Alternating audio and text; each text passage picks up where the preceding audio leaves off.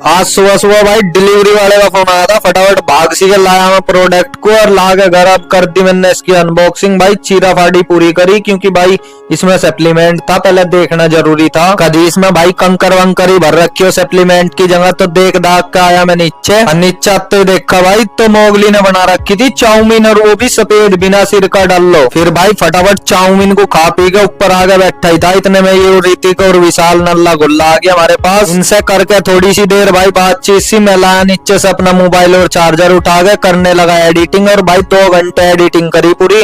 आंख भी लाल हो गई थी भाई देखो। और भाई इस एडिटिंग को इतना समय मैंने नू दिया क्योंकि मेरे बिजनेस अकाउंट के नाम की रील एडिटिंग कर रहा था मैं, उस पर प्रोफेशनल रील जाती है, से ही पैसा कमाया जाता है ज्यादातर। भाई होने लग रहा मेरा फोन चार्ज, फोन होगा डाउन, फिर यो फोन चार्ज हो तो ही भाई मैं करूंगा दोबारा से इस व्लॉग की एडिटिंग जो अभी मैं शूट कर रहा।